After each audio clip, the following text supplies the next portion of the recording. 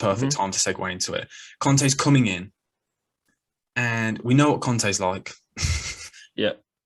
I looked at his managerial career earlier. He's had 8 jobs, and he's only ever stayed at one job for more than 2 years. He is a manager who hops around, and he has a track record for falling out with owners, requiring money, literally demanding it. Obviously, you know, as a Chelsea fan, yes, I just think this literally, if you could get I genuinely think this is the worst fit as a manager for Tottenham. And we'll get onto your opinion in this. I genuinely believe Daniel Levy, one of the most, like, he literally falls out with every manager, and then you get a manager who falls out with every. It's not. I can't see how it's going to end well. Not only that, obviously, Antonio Conte, you know what the system he's going to play. It's going to be a 3-4-3 or a 3-5-2. I don't think Tottenham have the squad, all the players to do it.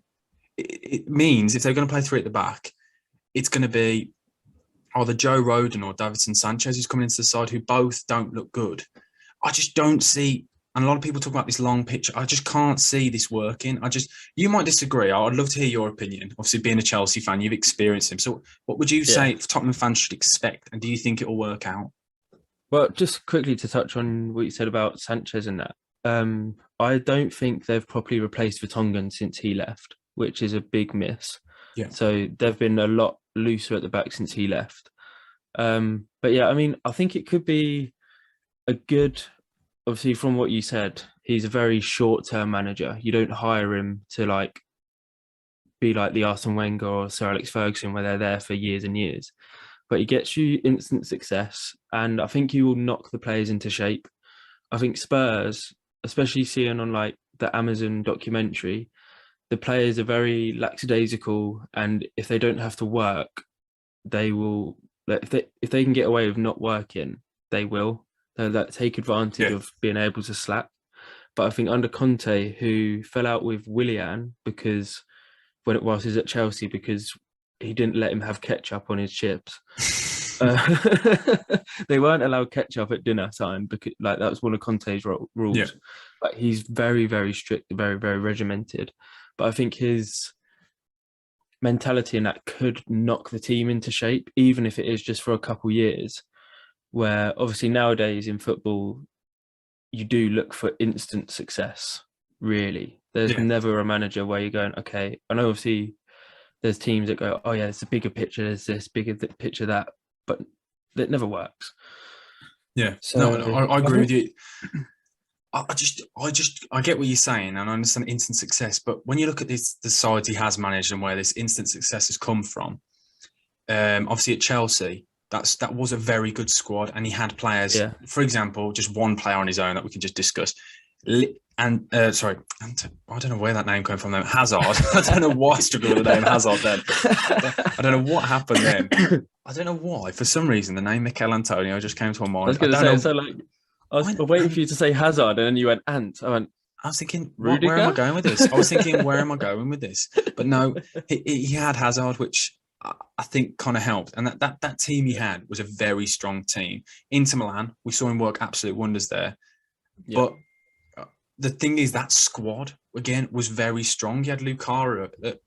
What is going on? I was going to say, oh my word, what is going on? Lautaro Martinez, and he had Lukaku. Yeah. Whereas he's going into this Tottenham side, he's got a player in Kane who doesn't want to be at the club.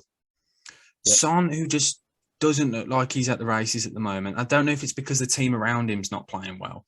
But as I said, I keep going back to it. The squad is not good enough. No. Ben Davies is not good enough. You go through the whole squad, genuinely, one by one. I don't think half of the team you would keep. He's going to come in, he's going to demand big money. But I don't know who they could get. They need so many players. It's a proper reshuffle and a revamp of that side.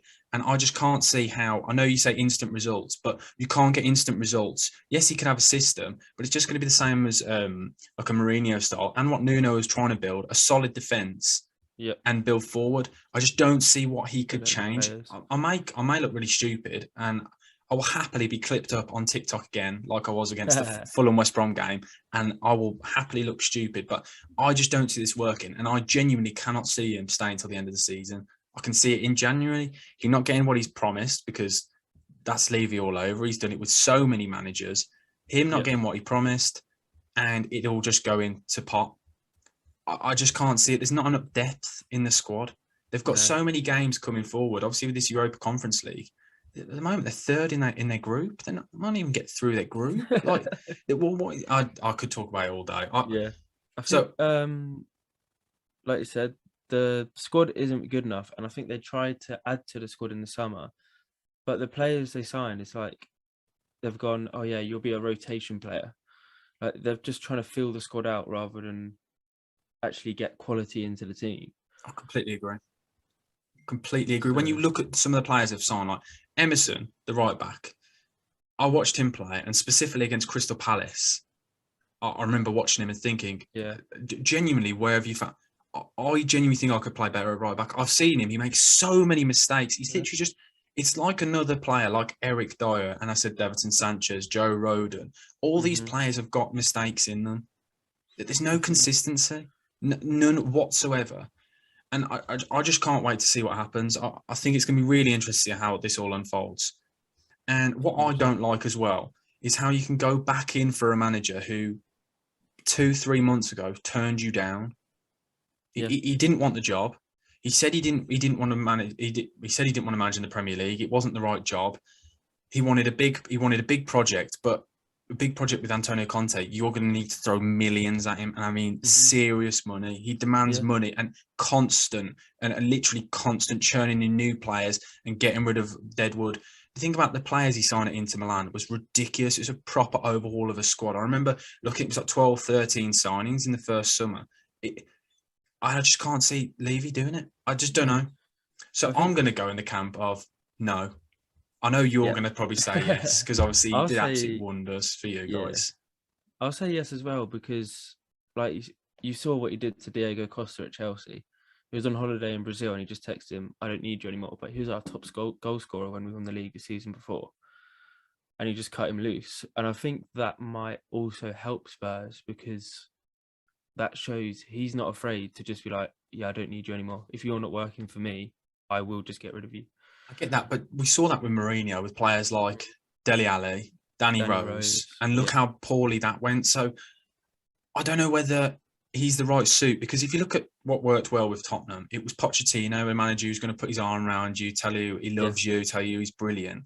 And Antonio Conte is not like that. He's more to the style of Mourinho. I know obviously then the systems are different, but the fundamentals, I believe, are quite similar. It's solid defence and go forward. It's low block, counter-attacking style of play with pace.